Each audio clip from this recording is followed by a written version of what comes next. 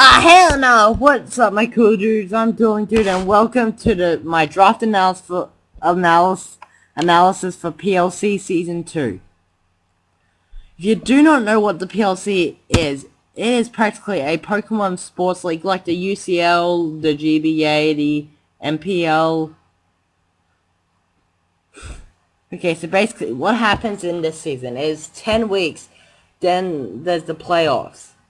Every team battles every week. Top 4 teams make it to playoffs, but who is in the PLC? Obviously, we got, as you can see here, we have Slayraptor and the Pallet Town Primate. We have Cam and the Pewter City Poliwraths. Dooster and the Saffron Sea Charizard. Me, I'm the coach of the Victory Road Duo. My friend Stealthy is the Blackthorn Sneasels. Pokemon Leoga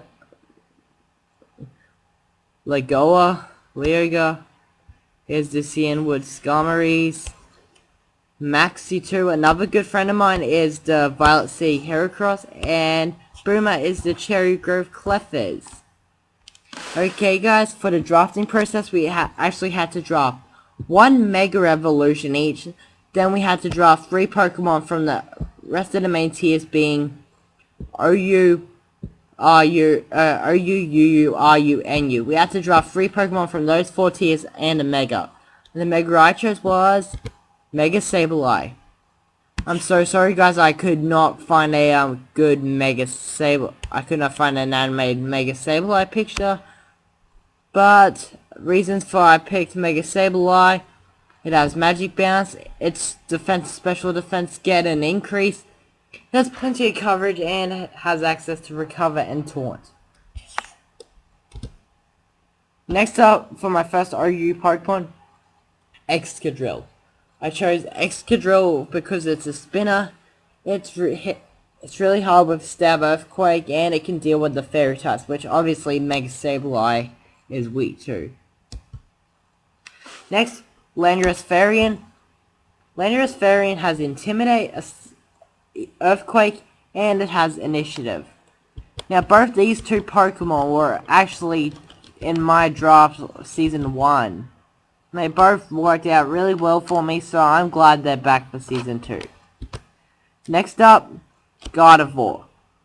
I used the Mega Gardevoir last season, and it worked really well for me, but without the Mega Stone, Gardevoir actually gains a bit more versatility.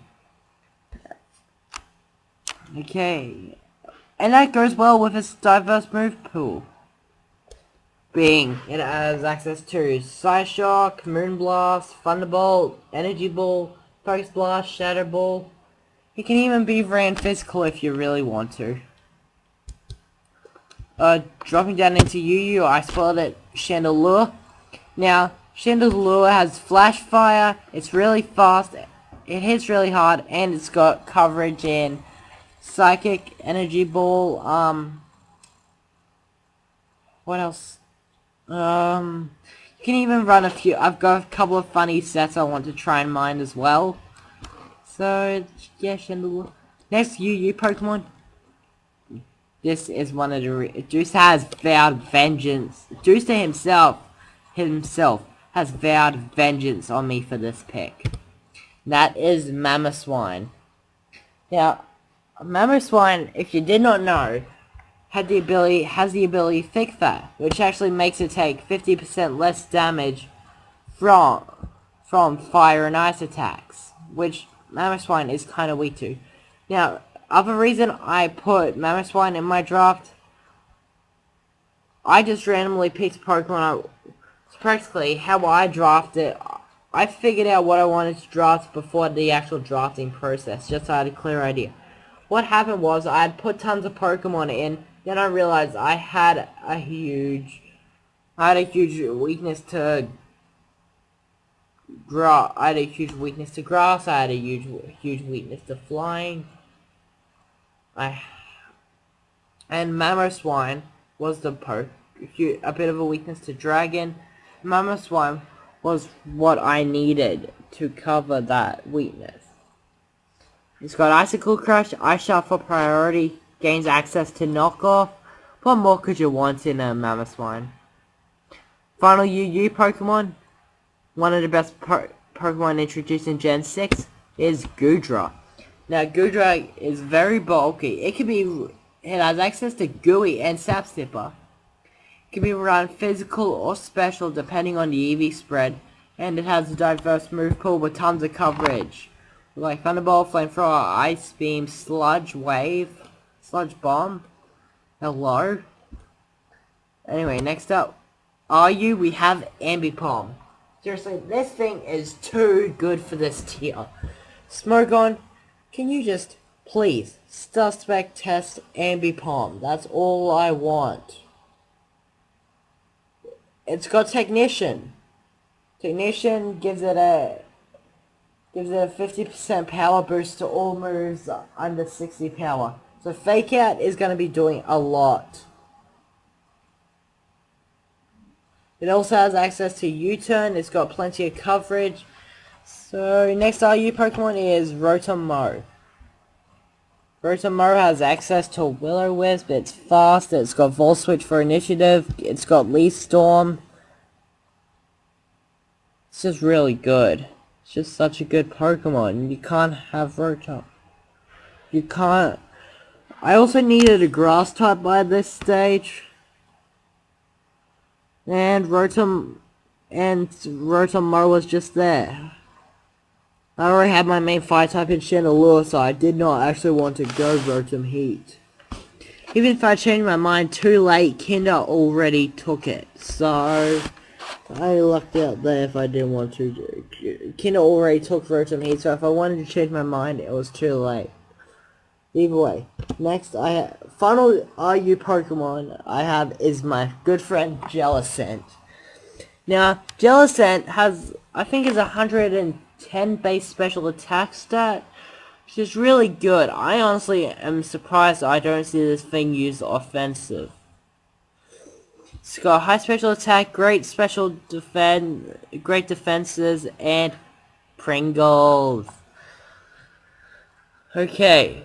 And down to NU, and our first Pokemon, nobody was happy that I got this guy, and that was Weezing. Weezing is one of the best Pokemon in NU. It's got access to Will-O-Wisp, and it can eat up physical attacks like they were pieces of cake. Delicious cake. Anyway, next we got Granbull. Now, Granbull is a fairy type Pokemon. I know Gardevoir is a fairy type, but Granbull has Intimidate. It's got access to Heal Bell. Actually, I'm pretty sure so far in my draft, I think it's the only one that's got Heal. I think Gardevoir gets access to Heal Bell, but I'm not sure. But yeah, anyway. But my final Pokemon has to be Gerda. Stealthy hates me for this pick. Seriously, the guy was so mad. I'm just like, dude, okay. I was actually happy that I sold this thing off of it. I mean, it gets more bulk with a Violet Guts, so no one would want to status it, and it's also got knockoff. Okay guys, this is the end of the video. The battles will actually be uploaded on VideoCam22's channel, link in the description.